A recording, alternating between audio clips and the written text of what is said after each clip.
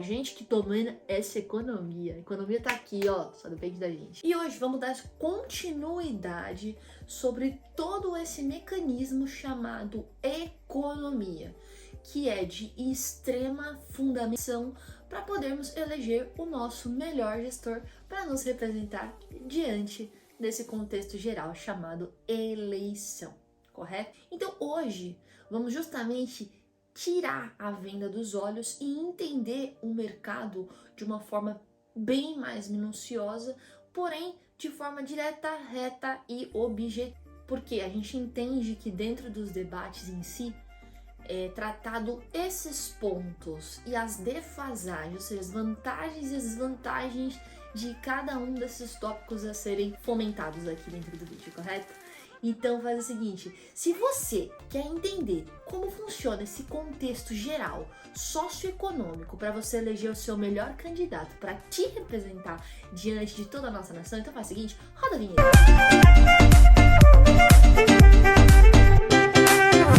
Quando a gente fala de economia, então recapitulando aqui, quando a gente traz economia, ele vem um conjunto muito forte, né? Economia não é só o dinheiro que entra e o dinheiro que sai, não. Tem todo um contexto envolvido, né? Como mencionei no vídeo anterior, se você não lembra, falei sobre dinheiro, sobre moeda fiduciária, sobre como que é essa moeda de troca e sobre inflação e deflação, para você poder entender o que se fala, por exemplo, tivemos uma deflação de acordo com o ICMS, você vai começar a entender. As siglas também estou explicando lá como que você faz para você observar e conseguir de fato assistir um debate político e entender o que são esses termos e aonde ele se enquadra para você ver a proposta seletiva de cada candidato, correto? Então hoje vamos trazer mais uma perna da economia, recapitulando. Primeira perna, dinheiro. Segundo, porque somos um país capitalista, correto? Dinheiro é moeda de troca. Então, dinheiro é uma das pernas da economia. Segundo ponto é a inflação e a deflação. Então, inflação, no caso aí, é outro ponto. Deflação e inflação, outro ponto. E hoje vamos entrar e fomentar dentro do meu mercado que eu atuo dentro da opção de day trade, swing trade, buy and hold, mas o mercado que a gente entra hoje para falar sobre economia é o meu mercado, que são taxas de câmbio. Então eu não posso deixar de falar economia porque eu dependo de uma macroeconomia, dessa economia girando dessa forma que estamos tendo hoje, deflação, está ótimo para o mercado de taxa de câmbio, correto? O que é o mercado de taxa de câmbio, né?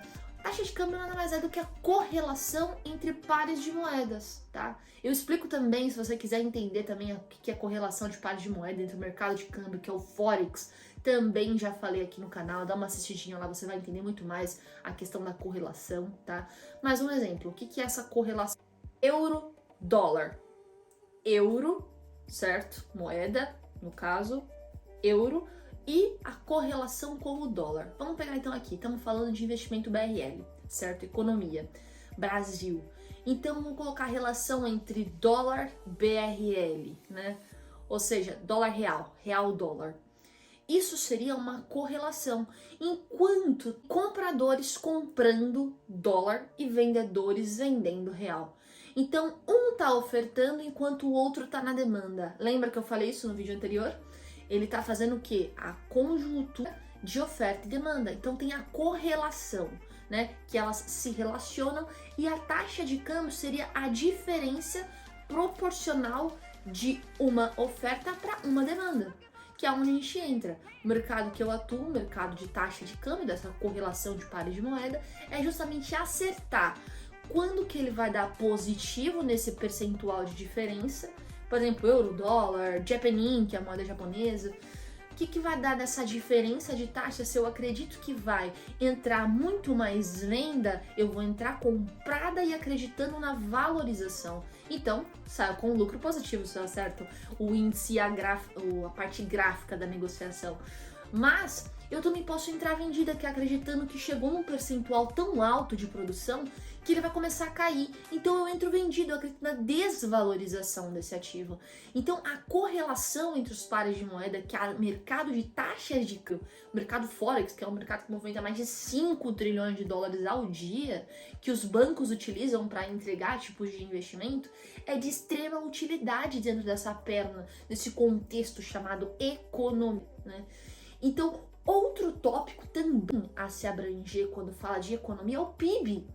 Você já deve ter escutado o PIB na sua época de escola, nas aulas de geografia, que você tinha que decorar. Peraí, é o produto interno bruto. Ele é então essa diferença do total que se ganha pro quanto você gasta. Então você pode ver que tem pessoas do governo em si que vai na tua casa, bate e começa a te fazer algumas perguntas. Quantas pessoas tem na sua casa?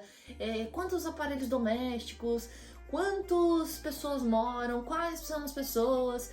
Porque eles precisam saber qual que é a proporção de ganho para a proporção de gastos, para ter mais ou menos uma média em relação ao PIB, que é o Produto Interno Bruto, né? O que não inclui dentro desse Produto Interno Bruto são mercados negros, que a gente chama, né?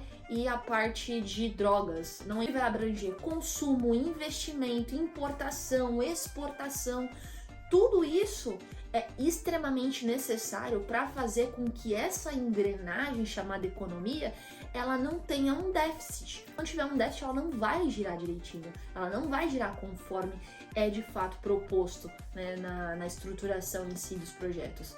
Então, você entender o quão importante é a gente entender pelo menos as bases fundamentais básicas por trás da economia. Quando a gente vai assistir um debate, eles começam a falar sobre outros tópicos como desemprego. Você fala, peraí, desemprego então é gente que não tá fazendo nada. Não é só isso.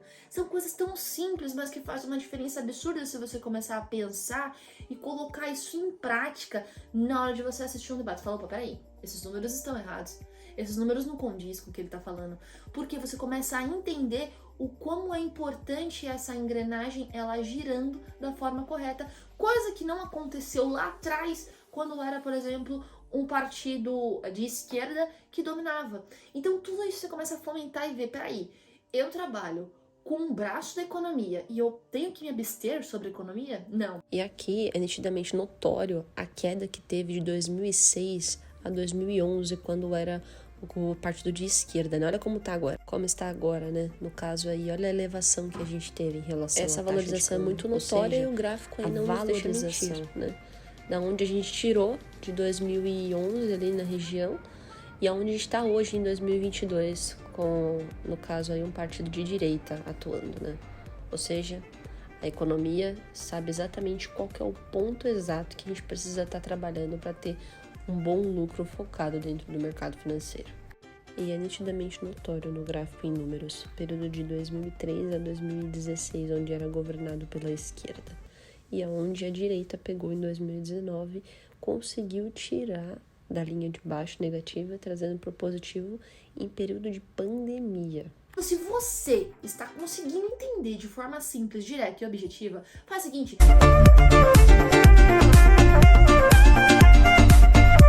inscreve, comenta, compartilha, dá aquele sininho, bota aí o seu like, coloca um feedback, fala qual candidato se assemelha mais a você para te representar diante da sociedade. E é sobre isso, a gente precisa expandir a nossa mente, alcançar grandes níveis. E falando de investimento, a gente não pode fechar os olhos para a economia, porque a gente depende dessa ferramenta. Então, se você gostou do vídeo, faz o seguinte: se inscreve, comenta, compartilha e esquece, tamo junto e bora pro próximo nível. Uou!